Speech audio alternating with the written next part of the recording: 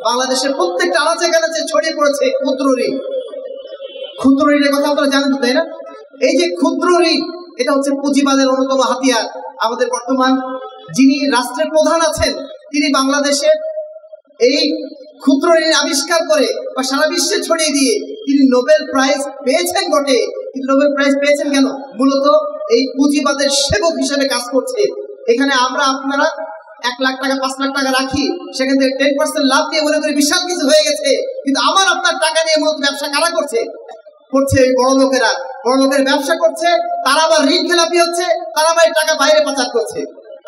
আমার টাকা নিয়ে পুঁজি যারা, তারা বাইরে পাচার করছে, তারা তাদের মতো ইচ্ছা মতো ব্যবহার করে যাচ্ছে। আর আপনি 10% লাভ নিয়ে মনে করছেন আমি মনে হয় মেলা কিছু পেয়ে গেছি। সমাজ এই ব্যাংকিং সিস্টেমটা চালুই হয়েছে এই পুঁজিবাদীদের সেবা করার জন্য।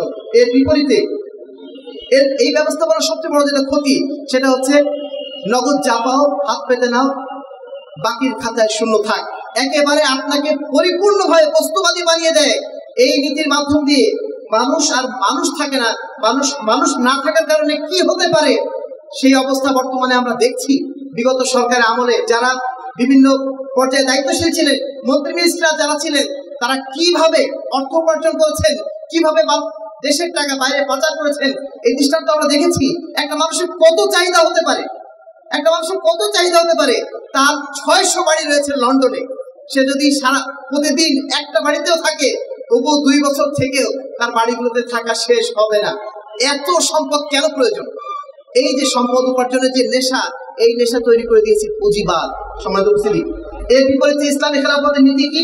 ইসলামী খেলাফত ব্যক্তিকে স্বীকৃতি দেয়, ব্যক্তির উপার্জনকে স্বীকৃতি দেয়, কিন্তু ব্যক্তিকে অবশ্যই যাকাত দিতে হবে এবং তাকে ওষুধ দিতে হবে, এটাও কোনো বাধা নেই। ব্যক্তির দায়িত্ব সমাজের প্রতি রয়েছে। পুঁজিবাদে ব্যক্তির কোনো দায়িত্ব সমাজের প্রতি নাই। সমাজ কি করলো না করলো সেটা ব্যক্তির কোনো দেখার অবকাশ থাকে না। কিন্তু ইসলামী সমাজে, ইসলামী খেলাফতের আন্ডারে যারা থাকবেন, তাদেরকে অবশ্যই সমাজের প্রতি খেয়াল রাখতে হবে। কারণ একজন মানুষ একা একা উপার্জন করতে পারে না, সমাজের মানুষের কারণেই সেই উপার্জন ক্ষম হতে পারে। আমি ফ্যাক্টরি মালিক হয়েছি, অনেক কিছু আমি উৎপাদন করলাম, কিন্তু সেই উৎপাদিত সম্পদ যদি সমাজ না কেনে, সমাজ যদি না ক্রয় করে, তাহলে আমি লাভবান কিভাবে হব? লাভবান হওয়ার কোনো সুযোগ আছে যদি সমাজ না কেনে? আমি বহু কিছু উৎপাদন করলাম, কেউ কিনছে না, নিঃসন্দেহে সেটা আমাদের বাতিল হয়ে যাবে। তাহলে সমাজের অবদান আছে কিনা একজন ধনীর পিছনে? অবশ্যই অবদান আছে, এবং অবদান আছে বলেই আল্লাহ রাব্বুল আলামিন তাকে আবার বলে দিচ্ছেন, সমাজের প্রতি তোমার দায়িত্বটা পালন করো। তুমি উপার্জন করেছো, সেখান থেকে একটা অংশ তুমি সমাজকে আবার দিয়ে দাও। ইসলাম এটাই বলে দিয়েছে, ইসলামী খেলাফত এটাই বলে দিয়েছে। ইসলামী খেলাফত বলে দিয়েছে তোমার রুজিটা অবশ্যই হালাল হতে হবে, হারাম হওয়া যাবে না। উপার্জন করো, ঠিক আছে, যত খুশি উপার্জন তুমি করতে পারো, কিন্তু তোমার উপার্জন যেন হারাম না হয়, অবশ্যই যেন সেটা হালাল হয়। তোমার উপার্জনের মধ্যে যেন সুদ না থাকে, তোমার উপার্জনের মধ্যে যেন কোনো প্রকার জুলুম না থাকে, তোমার উপার্জনের মধ্যে কোনো রকম প্রতারণা দুর্নীতি যেন না থাকে। ইসলাম আরো আমাদেরকে শিখিয়ে দিয়েছে ওয়াকফ করার নীতি শিখিয়ে দিয়েছে। ইসলাম আমাদের শিখিয়ে দিয়েছে কর্জে হাসানা দেওয়ার নীতি। এইভাবে ইসলামী খেলাফত আমাদেরকে একটা কল্যাণমূলক রাষ্ট্রের পথে, একটা কল্যাণমূলক সমাজ গঠনের পথে নিয়ে যায়। এর বিপরীতে যত মতবাদ রয়েছে পুঁজিবাদের মাধ্যম দিয়ে, একটা বড় জিনিস এখন আপনারা জানেন সবাই, বাংলাদেশের প্রত্যেকটা আনাচে কানাচে ছড়িয়ে পড়েছে ক্ষুদ্র ঋণ। ক্ষুদ্র ঋণের কথা আপনারা জানেন তো, তাই না? এই যে ক্ষুদ্র ঋণ, এটা হচ্ছে পুঁজিবাদের অন্যতম হাতিয়ার। আমাদের বর্তমান যিনি রাষ্ট্রের প্রধান আছেন, তিনি বাংলাদেশের এই ক্ষুদ্র ঋণ আবিষ্কার করে বা সারা বিশ্বে ছড়িয়ে দিয়ে তিনি নোবেল প্রাইজ পেয়েছেন বটে, কিন্তু নোবেল প্রাইজ পেয়েছেন কেন? পেয়েছেন এই কারণে তিনি মূলত পুঁজিবাদেরই সেবা করেছেন। আর এই কারণে পশ্চিমা বিশ্ব তাকে খুশি হয়ে এই নোবেলটা দিয়েছে। মূলত শান্তির জন্য দেয়নি, মূলত শান্তির জন্য দেওয়া এটা জাস্ট একটা ভেক্টর, একটা ধোঁকা মাত্র। কিন্তু মূলত উদ্দেশ্য ছিল এই যে পুঁজিবাদের যেহেতু তিনি সেবা করেছেন, যেহেতু জনগণের পকেট থেকে, গরিব মানুষের পকেট থেকে টাকা বের করার একটা ভালো বুদ্ধি বের করতে পেরেছেন, এই কারণে তাকে শান্তিতে নোবেলটা দেওয়া হয়েছে। এর বিপরীতে ইসলামী খেলাফতের নীতি ছিল কর্জে হাসানা। আপনি কর্জে হাসানা দেন, এমন ভাবে ইসলাম উৎসাহিত করছে, একজন মানুষকে যদি আমি দান করি 1 টাকা, আমি 10 গুণ পাবো আল্লাহর কাছে। আর যদি আমি কর্জে হাসানা দেই, কত গুণ? 18 গুণ। যদি আমি সাধারণ দান করি, আমি সওয়াব পাবো 10 গুণ, আর পর্যায়ে হাসানা দিলে কত গুণ? 18 গুণ। কিভাবে ইসলাম উৎসাহিত করছে সমাজকে কল্যাণমূলক রাষ্ট্র ব্যবস্থা দিকে এগিয়ে নিয়ে যাওয়ার জন্য। সমাজ উৎসাহী।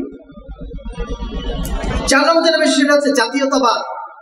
বিশেষ করে গত 100 বছর আগে যখন মোটামুটি ব্রিটিশ কলোনিগুলো, তারপর পর্তুগিজ কলোনিগুলো যখন সব ভেঙে ভেঙে খান খান হয়ে যেতে লাগলো, ইসলামিক খেলাফত যখন একেবারে নড়বড়ে হয়ে গেল, তখন ব্রিটিশরা আবিষ্কার করলো এই জাতীয়তাবাদ, বা পশ্চিমা সমাজ আবিষ্কার করলো জাতীয়তাবাদ, যার মাধ্যম দিয়ে প্রথম তারা ইসলামিক খেলাফতকে ভেঙে টুকরা টুকরা করে ফেললো। আমরা ছিলাম সবাই আগে ইসলামিক খেলাফতের অধীনে, সবাই ছিলাম মুসলিম জাতি। তারপরে আমাদের ভাগ করে দেওয়া হলো, আমরা তুর্কি জাতি, আমরা আরব জাতি, আমরা বাঙালি জাতি, আমরা অমুক জাতি তমুক জাতি। এইভাবে আমাদের মধ্যে ভাগ করে দেওয়া হলো কিসের মাধ্যম দিয়ে? জাতীয়তাবাদের মাধ্যম দিয়ে। এই জাতীয়তাবাদের আবিষ্কারের মাধ্যম দিয়ে মানুষে মানুষে হানাহানি, মানুষে মানুষ পরস্পর দূরত্ব তৈরি করে দেওয়া হলো। একই মুসলিম হওয়া সত্ত্বেও আমি হয়ে গেলাম ইন্ডিয়ান, আমি হয়ে গেলাম বাঙালি, আমি হয়ে গেলাম পাকিস্তানি। আমি এখন পরিচয় দিচ্ছি আমি বাঙালি, আমি ইন্ডিয়ান, আমি মুসলিম। এই পরিচয়টা আমার বের হচ্ছে অনেক পরে।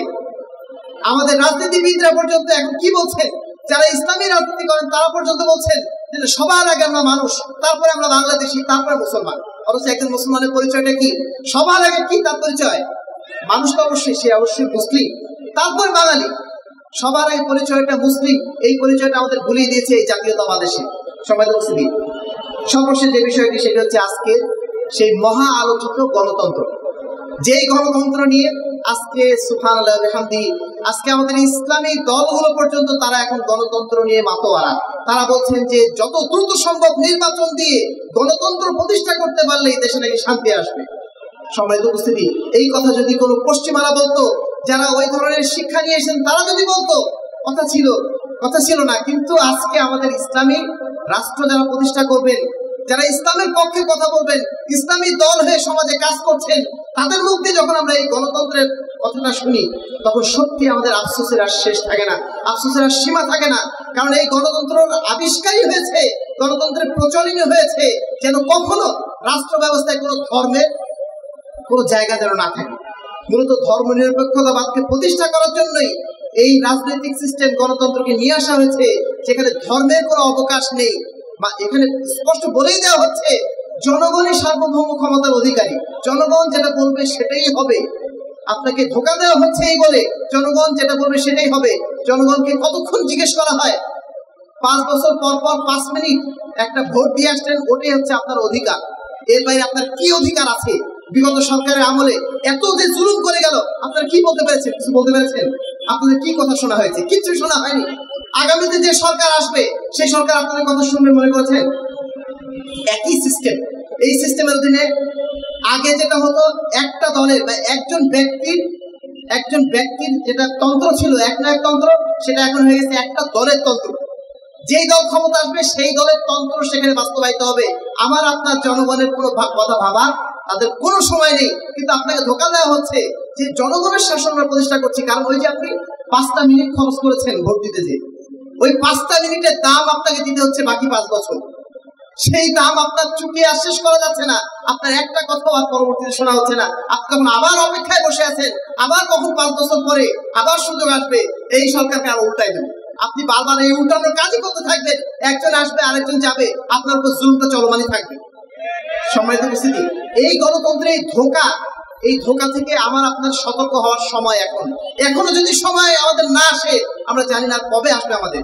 এই গণতন্ত্রকে যদি আমরা এক কথায় ব্যাখ্যা দিই, তাহলে ব্যাখ্যা হচ্ছে এই গণতন্ত্র হচ্ছে একটা ধোঁকাতন্ত্র, যেটাকে বলা হয় এই government ruled by the fraud for the fraud.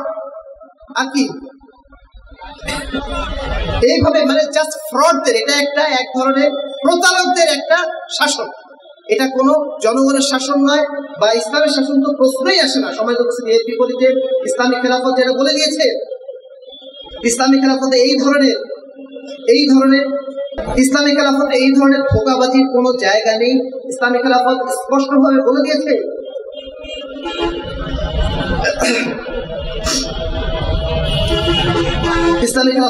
দিয়েছে যে জনগণ সার্বভৌম ক্ষমতার অধিকারী না। সার্বভৌম ক্ষমতার অধিকারী একমাত্র কে? আল্লাহ রাব্বুল আলামিন। তিনি হচ্ছেন রাষ্ট্রের বিধিবিধান প্রণয়নের জন্য তিনি হচ্ছেন মূল মানে সত্তা, এবং তার পক্ষ থেকে মানুষ বা জনগণের পক্ষ থেকে একজন ব্যক্তি তিনি নেতা নির্বাচিত হবেন। কিন্তু তার দায়িত্বটা কেমন? আল্লাহ রাসূলের ভাষায় সাকিউল কওম আখিরুহুম শুরবান, যিনি জনগণকে পানি পান করাবেন তিনি সবার শেষে নিজে পানি পান করবেন। সবার আগে জনগণকে পানি পান করাবেন, সবার শেষে নিজে। মানে সাইয়্যিদুল কওম খাদিমুহুম, যিনি কওমের নেতা হবেন তিনি হবেন কওমের খাদেম, তিনি শোষক হওয়ার কোনো সুযোগ নেই। আজকের গণতন্ত্রে যারা আসছে তারা সবাই শোষক হয়ে যাচ্ছে। আজকের আয়নাঘর কারা তৈরি করেছে? আমার আপনার ভোটে নির্বাচিত সরকারি আমার আপনার উপরে এই জুলুমটা করেছে, এই আয়নাঘর তারা বানিয়েছে। ইসলাম এই শোষক হওয়ার কোনো সুযোগ কোনো রাষ্ট্রপ্রধানের জন্য রাখে নাই। ইসলাম নেতৃত্ব নির্বাচন করে কোনো পাগলকে দিয়ে না। এখন আমাদের সার্বজনীন ভোটাধিকার দেওয়া হয়,